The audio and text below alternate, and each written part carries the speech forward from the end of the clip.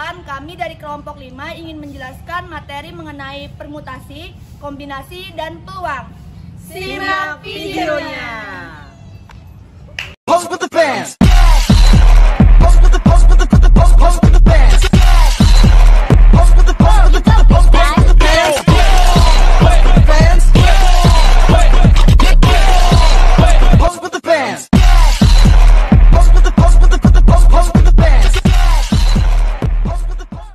Assalamualaikum warahmatullahi wabarakatuh. Halo anak-anak semua, apa kabarnya? Alhamdulillah baik ya. Apakah hari ini ada yang tidak bisa berhadir? Berhadir semua ya. Sebelum memulai pembelajaran, marilah kita yel-yel terlebih dahulu. Yel-yelnya seperti ini, ikutin ibu.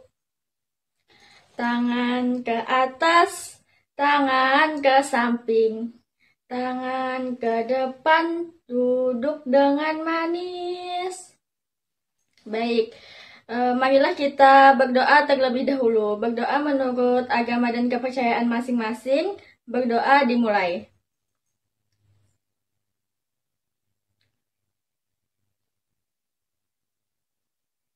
Berdoa selesai. Baik, tujuan pembelajaran pada hari ini adalah peserta didik dapat memahami konsep permutasi, kombinasi, dan peluang. Baik, hari ini kita belajar tentang permutasi. Apakah ada yang tahu nih apa itu permutasi? Jadi, permutasi itu adalah susunan atau pengaturan ulang dari sekumpulan objek atau elemen dalam urutan tertentu. Jadi di dalam permutasi itu, urutan itu sangat penting. Contohnya nih, misalkan ada A, B, maka dianggap berbeda dengan B, A. Selanjutnya, apakah ada yang tahu permutasi itu digunakan untuk apa? Nah, jadi permutasi itu digunakan untuk menghitung jumlah cara menyusun elemen dari himpunan tertentu, baik sebagian maupun keseluruhan objek. Kemudian, permutasi itu ternyata macam-macam jenisnya. Yang pertama ada permutasi seluruh objek. Jadi, permutasi seluruh objek ini adalah susunan semua elemen dari satu himpunan tanpa ada yang tersisa. Permutasi seluruh objek ini juga memiliki rumus. Rumusnya yaitu P dalam kurung N sama dengan N faktorial dengan keterangan P itu yaitu permutasi, N itu jumlah total objek, dan faktorial adalah hasil perkalian bilangan dari 1 hingga N. Permutasi seluruh objek ini juga ada penerapannya. Contoh penerapan permutasi seluruh objek yang pertama yaitu menyusun posisi tempat duduk. Yang kedua ada mengatur urutan tugas atau kegiatan. Dan yang ketiga ada menyusun angka dari seluruh digit berbeda. Selanjutnya Ibu akan menjelaskan contoh soal yang berkaitan dengan permutasi seluruh objek. Contohnya terdapat 5 siswa yang bernama A, B, C, D, dan E yang akan duduk dalam satu baris. Pertanyaannya, berapa banyak cara yang mungkin untuk mengatur posisi duduk mereka? Jadi karena seluruh siswa diatur, maka yang pertama kita tulis dulu rumusnya yaitu P dalam kurung N sama dengan N faktorial. Selanjutnya P karena ada 5 siswa maka 5 faktorial yang terdiri dari 5 kali 4 kali 3 kali 2 dan kali 1. Yaitu hasilnya 120. Jadi banyak cara yang mungkin untuk mengatur posisi duduk mereka adalah 120 cara.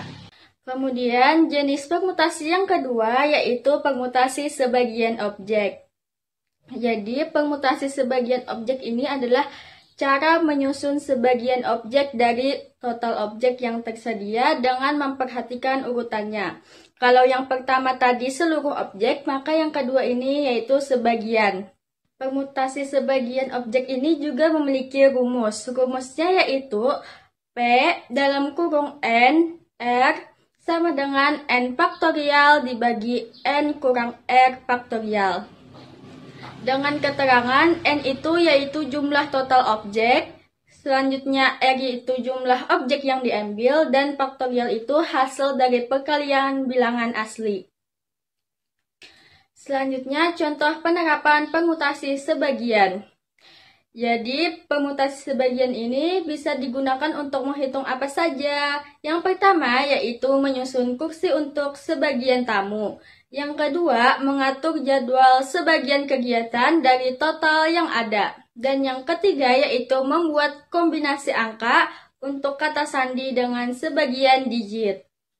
Selanjutnya, Ibu akan menjelaskan contoh soal tentang permutasi sebagian objek. Contohnya, terdapat 10 siswa yang bernama A, B, C, D, E, F, G, H, I, dan J. Dari mereka, hanya 3 orang yang akan dipilih untuk menjadi ketua, wakil, dan sekretaris. Kemudian pertanyaannya, berapa banyak cara untuk mengatur posisi tersebut? Selanjutnya cara penyelesaiannya yaitu yang pertama kita tulis dulu rumusnya, yaitu P dalam kurung N, R sama dengan N faktorial dibagi N kurang R faktorial. Karena ada 10 siswa maka kita tulis 10 faktorial, kemudian dibagi 10 dikurang karena kita mengambil 3 orang yaitu 10 dikurang 3. Yang hasilnya yaitu 10 kali 9 kali 8 kali 7 kali 6 kali 5 kali 4 kali 3 kali 2 kali 1. Kemudian dibagi 10 kurang 3 yaitu 7. 7 dikali 6 kali 5 kali 4 kali 3 kali 2 kali 1. Lalu kita coret angka yang sama. Ini ada angka yang sama yaitu dari 7 faktorial. Sehingga yang tersisa yaitu 10 kali 9 kali 8.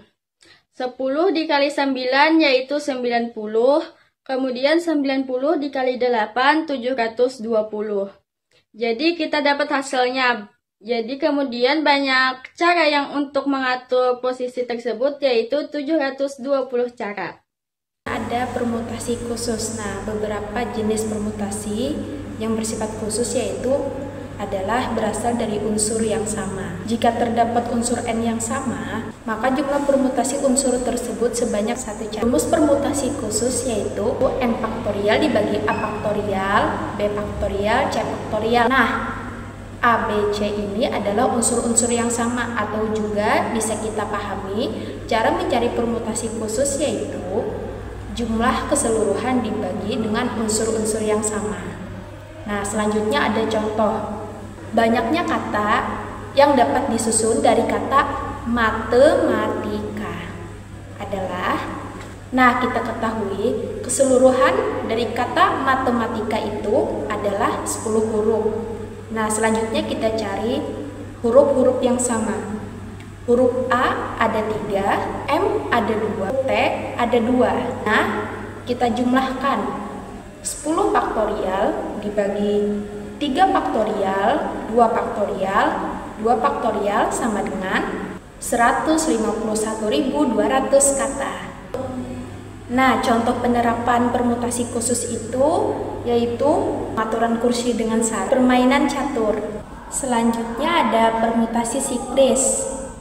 Nah, permutasi siklis ini adalah suatu jenis permutasi dalam matematika di mana elemen-elemen dalam satu set diputar dalam urutan tertentu sehingga elemen terakhir kembali ke posisi awalnya. Rumus dari permutasi siklis yaitu N dikurang 1 faktorial. Misalnya sebuah organisasi mengadakan rapat dengan ketentuan tempat duduk, diisi 5 orang peserta per meja. Jika harus menentukan tempat duduk, berapakah variasi tempat duduk yang dapat dibuat?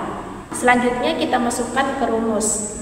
Cara mencari permutasi siklis tadi kan rumusnya N dikurang 1 faktorial. Dari soal diketahui per meja kepingin diisi 5 orang, berarti 5 dikurang 1 dalam kurung faktorial. 5 dikurang 1 sama dengan 4. 4 faktorial sama dengan 24. Jadi, ada 24 variasi tempat duduk yang bisa dibuat agar satu mejanya diisi oleh 5 orang peserta. Contoh penerapan permutasi siklis yaitu penerapan duduk pada meja bundar, penyusunan kode kunci lingkaran, dan terakhir susunan di piring meja makan bundar. Di sini saya akan menjelaskan tentang materi kombinasi. Kombinasi dalam matematika adalah cara untuk memilih beberapa objek dari suatu grup tanpa memperhatikan urutan. Berbeda dengan permutasi, di mana urutan penting, kombinasi menganggap susunan yang sama sebagai identik. Misalnya memilih dua huruf dari A, B, C menghasilkan kombinasi dalam kurung A, B dan B, A yang dianggap sama. Persoalan kombinasi yang sama dengan menghitung banyaknya himpunan bagian yang terdiri dari R elemen yang dapat ditentukan dari himpunan dengan N elemen 2 atau lebih elemen-elemen yang sama dianggap sebagai himpunan yang sama meskipun urutannya elemen-elemennya berbeda. Di sini saya ingin melanjutkan penjelasan dari teman saya tentang kombinasi. Persoalan kombinasi dapat dipandang sebagai cara memilih R buah elemen dari N buah elemen yang ada, tetapi urutan elemen di dalam susunan hasil pemilihan tidak penting. Di sini ada rumus kombinasi. NCR sama dengan jumlah kombinasi, N sama dengan jumlah total objek dalam kumpulan, R sama dengan jumlah objek yang dipilih dari kumpulan. Di sini ada contoh soal jumlah himpunan bagian dengan dua elemen yang dibentuk dari himpunan A dalam kurung 1,2 3 adalah jawab 1,2 sama dengan dalam kurung 2,1 dalam kurung 1,3 sama dengan 3,3 dalam kurung 2,3 sama dengan dalam kurung 3,2. Jadi hasilnya adalah C sama dengan dalam kurung 3,2 sama dengan 3. Ya, jadi disitulah penjelasan dari tentang kombinasi.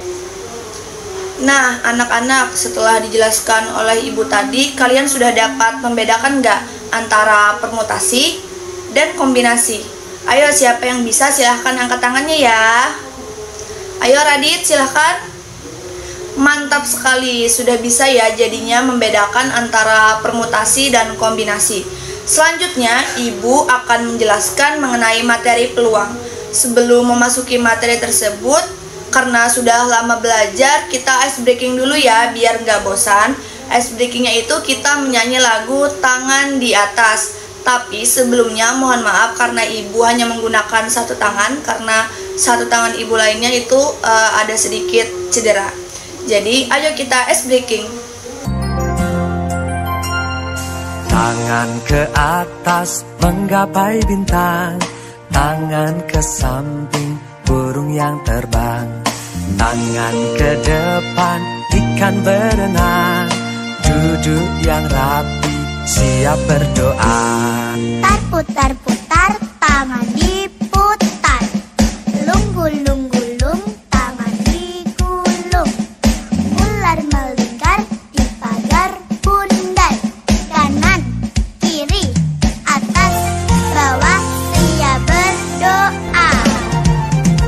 Satu jari kanan, satu jari kiri, ku gabung menjadi dua, ku buat jembatan panjang. Dua jari kanan, dua jari kiri, ku gabung menjadi empat, ku buat kamera. Tiga jari kanan, tiga jari kiri, ku gabung menjadi enam, ku buat menara. Empat jari kanan, empat jari kiri, ku gabung menjadi delapan, ku buat telinga. Lima jari kanan, lima jari kiri, ku gabung menjadi 10, siap berdoa. Baik, terima kasih anak-anak atas ice breaking yang sangat semangat tadi. Selanjutnya, di sini ada yang tahu nggak peluang itu apa? Yang tahu silahkan angkat tangannya ya, nanti ibu kasih hadiah kalau yang tahu. Silahkan Repi. Betul sekali, secara umum peluang dapat diartikan sebagai kesempatan. Tetapi, peluang atau probabilitas dalam matematika merupakan kemungkinan yang akan muncul atau terjadi dalam suatu peristiwa. Kita terkadang mengukur suatu peluang dengan angka, seperti halnya kemungkinan peluang itu sekitar 10%, maupun dengan suatu perkataan itu sudah pasti akan terjadi. Ataupun kita bisa mengukur peluang dengan kata itu tidak mungkin terjadi. Sederhananya, peluang adalah seberapa kemungkinan sesuatu akan terjadi. Nilai peluang untuk suatu kejadian atau peristiwa berada antara 0 atau 1. Dimana jika peluang sama dengan 0, maka kejadian tersebut tidak akan terjadi. Sebaliknya, jika peluang sama dengan 1, maka kejadian tersebut pasti akan terjadi. Sampai sini, paham nggak apa kesimpulan dari yang Ibu jelaskan tadi? Peluang dapat dihitung dari rasio banyaknya suatu anggota kejadian dibagi dengan jumlah kejadian. Sehingga rumus peluang dapat dituliskan sebagai berikut. PA sama dengan NA per NS. Dengan arti, PA itu peluang suatu kejadian, kemudian NA banyaknya anggota kejadian, dan NS banyaknya seluruh kejadian atau ruang sampel. Makin besar nilai NA, maka akan makin besar peluang suatu kejadian untuk muncul. Sedangkan makin kecil nilai NA, maka akan makin kecil juga peluang suatu kejadian akan muncul anak-anak. Misalnya, suatu koin memiliki dua sisi. Satu sisinya adalah gambar, dan sisi lainnya adalah angka. Nah, ketika kita melempar koin ini, hanya ada dua kemungkinan sisi koin yang berada di atas, antara angka atau gambar. Nah, artinya peluang munculnya sisi koin, angka, dan gambar ini adalah sama-sama 50% atau 0,5%. Ibu contohin ya, yang muncul antara koin ini. Karena hanya ada dua sisi, jadi yang muncul itu kemungkinannya 50% atau 0,5%. Coba. Nah, yang munculnya adalah gambar. Biasanya peluang menggunakan koin ini itu untuk menentukan tim yang bermain. Misalnya ada dua tim yang bermain dulu harus memilih antara gambar atau koin. Jadi yang mana yang di atas itu yang main dulu. Kemudian peluang terlihat saat kita mengocok dadu. Dadu itu kan ada 6 sisi. Nah, dadu akan menunjukkan salah satu dari ke-6 sisinya. Peluang munculnya sisi dadu dengan angka 1 adalah 1 dari 6 kejadian atau 1,66 anak-anak. Sebelumnya udah tahu kan apa itu peluang? Nah, sekarang ayo kita telusuri lebih dalam lagi materi tentang peluang. Peluang ini ada dua jenisnya. Yang pertama adalah peluang teoritis dan kedua adalah peluang empiris. Peluang teoritis adalah konsep matematika yang merujuk pada perbandingan antara jumlah kejadian tertentu yang diinginkan dengan total kemungkinan yang bisa terjadi dalam suatu percobaan. Ini merupakan pendekatan probabilistik yang tidak memerlukan eksperimen fisik untuk memerlukan nilai peluangnya, melainkan hanya berdasarkan analisis matematis dari ruang sampel. Peluang teoritis ini dapat dinyatakan dengan rumus PA sama dengan NA per NS. PA adalah peluang terjadinya kejadian A, NA adalah jumlah kejadian A yang diinginkan, sedangkan NS adalah jumlah seluruh kemungkinan hasil atau ruang sampel dari percobaan tersebut. Misalnya di sebuah kantung ada 40 berisi 16 merah, 8 hijau, dan 16 biru. Jika kita mengambil satu kelereng secara acak, berapa jumlah kelereng berwarna biru akan terambil?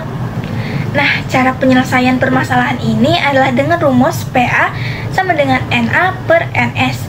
Sudah kita ketahui nih jumlah keseluruhan kelereng atau NA-nya adalah 40. Dan jumlah kelereng biru atau NS-nya adalah 16. Jika dituliskan dalam rumus menjadi PA sama dengan 16 per 40. Dan mari kita sederhanakan lagi menjadi 2 per 5. Jadi peluangnya adalah 2 per 5. Selanjutnya adalah peluang empiris. Peluang empiris adalah konsep dalam statistik untuk menghitung kemungkinan terjadinya suatu kejadian berdasarkan data hasil percobaan yang dilakukan. Ini berbeda dengan peluang teoritis yang berdasarkan pada asumsi matematis tanpa melakukan percobaan fisik. Rumus empiris ini dapat dinyatakan dengan rumus PA sama dengan FA per N. PA adalah peluang empiris dari kejadian A. FA adalah frekuensi atau jumlah kejadian A yang terjadi. Sedangkan N adalah jumlah total percobaan yang dilakukan. Peluang empiris seringkali digunakan untuk memperkirakan peluang teoritis. Seiring dengan bertambahnya jumlah percobaan yang dilakukan, nilai peluang empiris akan semakin mendekati nilai peluang teoritis. Hal ini disebabkan oleh pengulangan percobaan yang memberikan gambaran lebih akurat tentang kemungkinan kejadian. Peluang empiris dapat diilustrasikan melalui sebuah cerita. Misalnya di sebuah taman, Andi dan teman-temannya bermain lempar koin sebanyak 100 kali. Mereka mencatat hasil koin yang menunjukkan sisi gambar sebanyak 40 kali dan sisi angka sebanyak 55 kali. Jadi mencari berapa peluang empiris munculnya sisi angka adalah dengan cara seperti ini. Dari hasil percobaan yang dilakukan Andi dan teman-temannya dengan total percobaan 100 kali, frekuensi munculnya sisi angka atau FA-nya adalah 55 kali. Maka peluang empiris muncul sisi angkanya adalah dengan cara seperti ini. PA sama dengan FA per N. FA tadi kan 55 kali dan N-nya itu adalah total percobaannya yaitu 100 kali.